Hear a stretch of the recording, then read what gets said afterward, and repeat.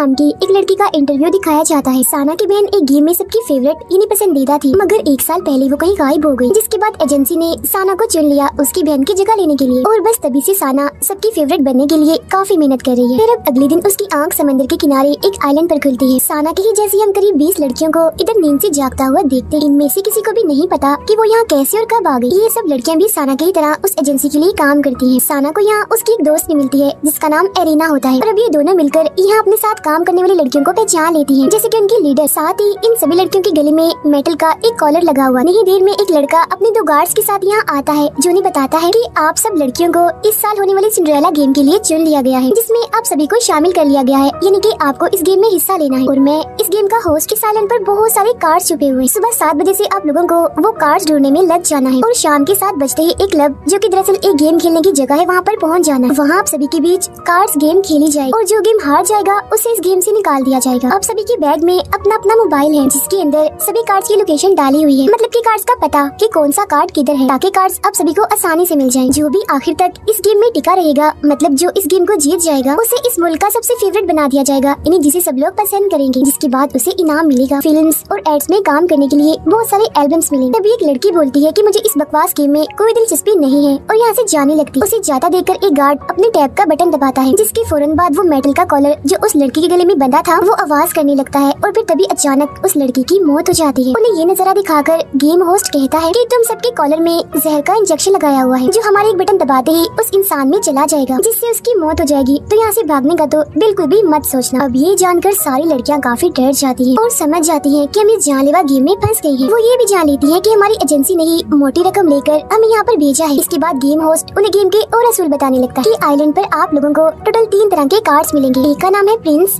एक step mother और एक है विच, जिनके बीच एक ट्रायंगल की तरह गेम चलती है, जिससे प्रिंस हराता है स्टेप मदर को, स्टेप मदर विच को, और विच को हराती है। जैसे ही ये लोग कार्ड्स के करीब जाएंगे, इन्हें खुद ही पता चल जाएगा कि कार्ड्स के वो काफी पास ही खड़े हैं। फिर शाम को गेम खेलने वाली जगह पर 2 लोग आमने सामने आएंगे और अपना एक एक कार्ड आगे करेंगे। फिर उन 3 कार्ड्स के मुताबिक, मतलब प्रिंस, स्टेप मदर और विच में से जिसके पास भी विन वाला कार्ड होगा, मतलब कि सही वाला, वो इस गेम को जीत जाएगा, जबकि उसके सामने वाला प्लेयर जो कि हार गया होगा उसे मार दिया जाएगा। इसके अलावा आप लोगों के पास 3 ऑप्शन कार्ड्स भी हैं, मतलब कि वो इनमें से किसी को भी अपनी मर्जी के मुताबिक चुन सकते हैं। अब जितना भी वक्त वो इस आइलैंड पर गुजारेंगे, इनके मोबाइल में पॉइंट्स बढ़ते जाएंगे, और फिर इन पॉइंट्स की मदद से ही इन ऑप्शन कार्ड्स को खरीद सकते हैं। अब साना मोबाइल निकाल कर देखती है कि उसके पास तो अभी सिर्फ 2 ही पॉइंट्स हैं। इसके बाद गेम होस्ट आखिरी असूल बताता है कि कोई भी एक दूसरे के साथ लड़ाई नहीं करेगा, मतलब कि जबरदस्ती एक दूसरे से कार्ड्स हासिल करने की कोशिश नहीं करेंगे, वरना उसे भी गेम से निकाल दिया जाएगा मार कर। और इसी के साथ गोली चलाकर वो सिंड्रेला गेम की शुरुआत कर देता है, जिसके बाद सभी लड़कियां कार्ड्स ढूंढने के लिए आइलैंड के अंदर भागती। थोड़ा आगे जाने पर साना को एक कार्ड मिल जाता है, मगर वो उसे एरिना को दे देती है कि इसे तुम रख लो। फिर वो देखती है कि एक लड़की दूसरी लड़की के पीछे भाग रही है, तो उसे लगता है कि ये दोनों लड़ रही हैं, तो वो भी मदद करने के लिए इनके पीछे भागती है। अब जो लड़की पीछे भाग रही थी वो उस लड़की को पकड़ ही लेती है और उससे कार्ड छीनने की कोशिश करती है, जिससे तभी उस लड़की का कॉलर बचने लगता है और वो मारी जाती है। जिसके बाद गेम होस्ट उसकी मौत का ऐलान करता है और एक बार फिर सबको बताता है कि ऐसे मत करो, एक दूसरे के साथ ना लड़ो तो ही अच्छा है। जिसके बाद अब साना उस लड़की के साथ आगे बढ़ने लगती है। तभी साना के मोबाइल में कार्ड के करीब होने का बताया जाता है। तब भागकर साना उस कार्ड को उठा लेती है, मगर ये कार्ड भी उस लड़की को ही रखने के लिए दे देती है। अब शाम के 7 बजने ही वाली थी। साना उस लड़की को कहती है हमें गेम वाले एरिया में चलना चाहिए। वो लड़की साना से पूछती है तुम्हें कितने कार्ड्स मिले हैं। तब खुशी खुशी साना अपने बैग से कार्ड्स निकाल कर उसे दिखाने लगती है, जो 2 थे, और तभी वो लड़की उन कार्ड्स को छीन कर भाग जाती है। अब यहाँ वो समझ जाती है कि इस लड़की ने मेरी अच्छाई का फायदा उठाया है, ये एक धोखेबाज लड़की। और पहली लड़की जो मरी थी वो भी दरअसल इस चालाक लड़की के पीछे इसीलिए भाग रही थी ताकि अपने कार्ड्स इससे वापस ले सके, क्योंकि इसने उसके भी कार्ड्स छीन लिए थे। चालाक लड़की कहती है मेरे पास अब पूरे 5 कार्ड्स हो गए हैं, देखना इस गेम को मैं ही जीतूंगी, और यहाँ से भाग जाती।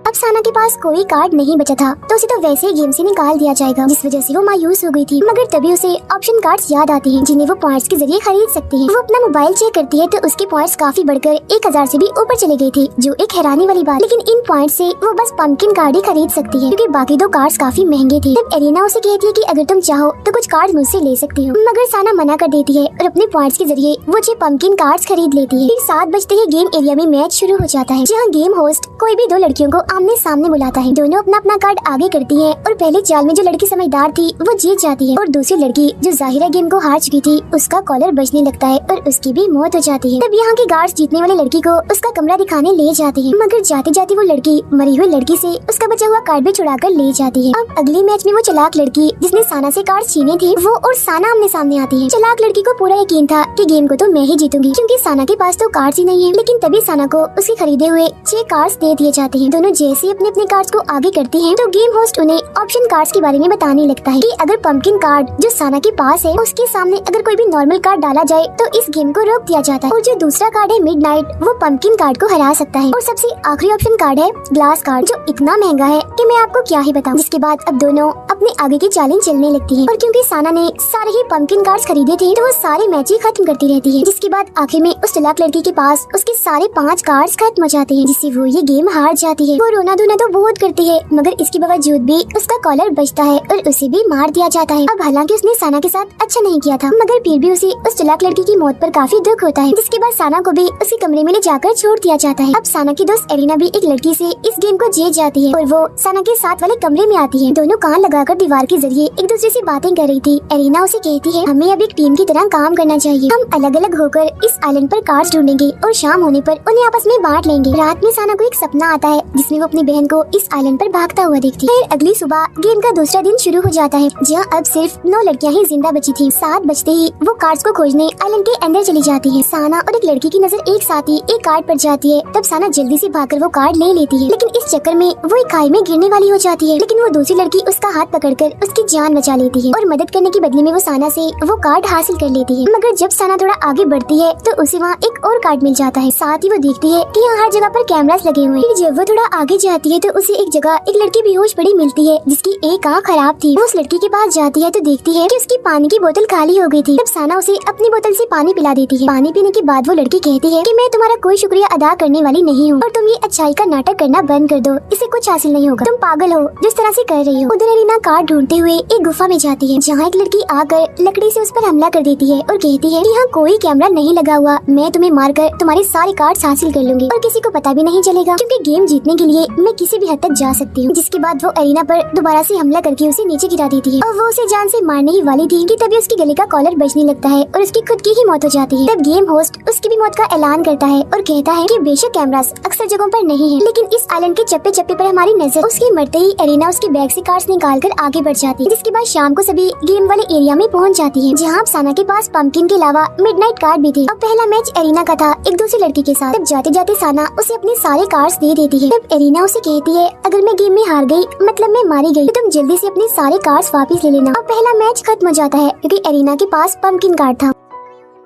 इसके बाद दूसरी चाल में सामने वाली लड़की मिडनाइट कार्ड चलती है जबकि एरिना विच कार्ड। जब गेम होस्ट उस लड़की को कहता है तुम गेम हार गई हो क्योंकि मिडनाइट कार्ड सिर्फ पंपकिन कार्ड को ही हरा सकता है और नॉर्मल किसी कार्ड को नहीं। जिसके बाद उस लड़की को भी मार दिया जाता है और एरिना साना के गले लगने के बहाने अपने भी सारे कार्ड्स उसे दे देती है। जिसके बाद आमने सामने आती है साना और वो लड़की जिसने खाई में गिरने से उसकी जान बचाई थी। वो लड़की यहाँ एक चाल चलती है, वो बताती कुछ है और सामने कोई और कार्ड लाती है जो देख साना पंपकिन कार्ड सामने रखकर इस मैच को रोक देती है। ऐसा कुछ देर तक चलता रहता है मगर तभी आखिर में उस लड़की के पास एक ही कार्ड था पंपकिन जिसे वो सामने रख देती है। ठीक इसी वक्त साना अपना मिडनाइट वाला कार्ड रख देती है जिसने खरीदा था और क्योंकि मिडनाइट कार्ड पंपकिन कार्ड को हरा देता है तो वो लड़की इस गेम को हार जाती है और उसे मार दिया जाता है जबकि साना गेम को जीत जाती है। अपने अपने कमरों में जाने के बाद एरिना साना से कहती है कि मैंने आइलैंड में एक जगह करीब 10 कार्ड्स देखे हैं तो कल हम एक साथ होकर उस जगह पर कार्ड्स लेने जाएंगे। अब यहाँ साना काफी परेशान थी। वो एरिना को कहती है कि मुझे ये फिक्र सता रही है कि एक वक्त ऐसा भी आएगा जब हम दोनों ही एक दूसरे के आमने सामने आएंगे। जिस पर एरिना मुस्कुराते हुए कहती है कि अगर हम दोनों में से कोई भी जिंदा बचकर यहाँ से निकल गई तो मुझे बहुत खुशी होगी। अब साना को फिर से सपने में उसकी बहन नजर आती है जो लटकी हुई। फिर इसके बाद गेम का तीसरा दिन आ जाता है जहाँ अब सिर्फ 4 लड़कियाँ ही जिंदा बची थी। तब प्लान के मुताबिक एरिना और साना उस 10 कार्ड्स वाली जगह पर जाने लगती हैं जहाँ वो लड़की जिसकी आँख खराब थी वो भी उनका पीछा कर रही। दोनों जगह पर जाके देखती हैं कि यहाँ 10 नहीं बल्कि बहुत सारे कार्ड्स पड़े हुए हैं मगर उनमें से सिर्फ 10 कार्ड्स ही असली थे, बाकी सब नकली थे। तो वो उनमें से असली कार्ड्स ढूंढने लगती है मगर तभी इधर वो खराब आँख वाली लड़की लड़की जो इनका पीछा कर रही थी इधर आकर इन सभी कार्ड्स को उठाने लगती, जिस वजह से उसके और एरिना के बीच खींचातानी शुरू हो जाती है, जिस दौरान उस लड़की की आंख पर लगी पट्टी गिर जाती है। तब एरिना उसकी वो पट्टी उठाकर उसका मजाक बनाने लगती है। वो लड़की अपनी पट्टी लेने के लिए एरिना के पीछे भागती है और उसे नीचे गिरा देती है। तब एरिना जो बहुत ही चालाक थी यहाँ झूठ मूठ कर रोने लगती है। उसने क्योंकि उस लड़की को यहाँ फंसा दिया था कि इसने मुझे चोट पहुँचा दी है, जिससे उस लड़की का कॉलर भी बचने लगता है और बगैर किसी वजह से ही उस बेचारी की मौत हो जाती है। जिसके बाद एरिना उठती है और साना से कहती है, मानती हूँ तुम अच्छी हो, लेकिन अब तुम मुझे अच्छाई का भाषण ना ही देना तो अच्छा है, क्योंकि तुम पागल हो,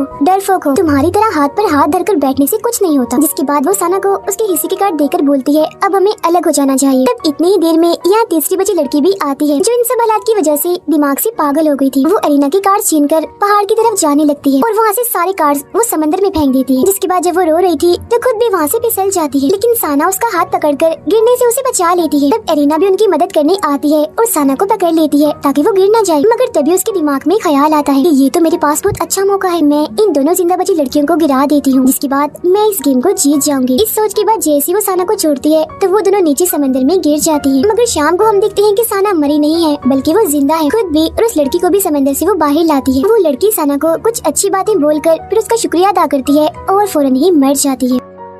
इसके बाद गुस्से में साना गेम वाले एरिया में जाती है, जहाँ एरिना आकर उसके गले से लग जाती है। वो देखती है कि एरिना का कॉलर तो पहले से ही बज रहा है। तब मरते मरते एरिना उससे माफी मांगती है कि मैंने तुम्हारी बहन को भी मारा था और तुम्हारे साथ भी अच्छा नहीं किया। जिसके बाद एरिना की भी मौत हो जाती है और अब इस गेम में सिर्फ साना ही बची थी। वो पूछती है कि मैच खेले बगैर ही आपने एरिना को क्यों मारा, जिस पर गेम होस्ट कहता है क्योंकि पिछले साल वो सिंड्रेला गेम में जीत गई थी और फाइनल मैच इन्हीं आखिरी गेम में उसने तुम्हारी बहन को हराया था। लेकिन अब मुझे चेयरमैन से ये ऑर्डर मिला था कि मैं एरिना को ये गेम जीतने ना दूं, और वैसे भी वो बहुत तेज है तो गेम देखने वाले लोग उसे तंग आ गए हैं। आगे वो बताता है कि जो सिंड्रेला गेम है और इसमें जितने भी मैच दिखाए गए ये एक शो है जो आइलैंड पर लगे कैमरास की मदद से रिकॉर्ड किया जाता है और लोग पैसे देकर इस शो को देखते हैं। जिसके बाद इन पैसों को सभी प्लेयर्स की खूबियों के हिसाब से पॉइंट्स में बदल दिया जाता है। जैसे साना शुरू से ही यहाँ पर हर किसी की मदद करने की कोशिश कर रही थी, जिससे वो सब देखने वालों की फेवरेट बन गई थी और यही वजह है कि उसके पॉइंट्स इतनी तेजी से बढ़ रहे हैं। जिसके बाद टीवी होस्ट को चेयरमैन की तरफ से ऑर्डर मिलता है कि साना को एक आखिरी गेम खेलनी होगी, मतलब कि फाइनल। जिस सुन साना कहती है अब तो कोई जिंदा बचा ही नहीं तो मैं किसके साथ आखिरी गेम खेलूंगी। तो फौरन ही एक जगह से साना की बहन निकल कर बाहर आती है, जो मरी नहीं थी बल्कि अभी जिंदा थी, क्योंकि पिछले साल वो आखिरी गेम में हार तो गई थी मगर उसे मारा नहीं था और अब उसे एक और मौका दिया जा रहा है सबकी फेवरेट बनने के लिए, जिसके लिए गेम उसे अपनी बहन के साथ ही खेलनी है। वो अपनी बहन साना के सारे कार्ड्स उसे लेकर गेम खेलने चली जाती है, क्योंकि वो दरअसल एक खुद गर्ल्स लड़की थी जो ये बिल्कुल भी नहीं चाहती थी कि उसकी बहन ये गेम जीते और सबकी फेवरेट बने। मशहूर होने के लिए वो इतनी अंधी हो गई है कि उसे कोई परवाह नहीं है कि सामने वाले से उसका क्या रिश्ता है। जिसके बाद दोनों बहनों को आखिरी फाइनल मैच के लिए एक दूसरे के आमने सामने खड़ा कर दिया जाता है। अब यहाँ आने से पहले भी साना ने एक ऑप्शन कार्ड खरीदा होता है, मगर वो कौन सा था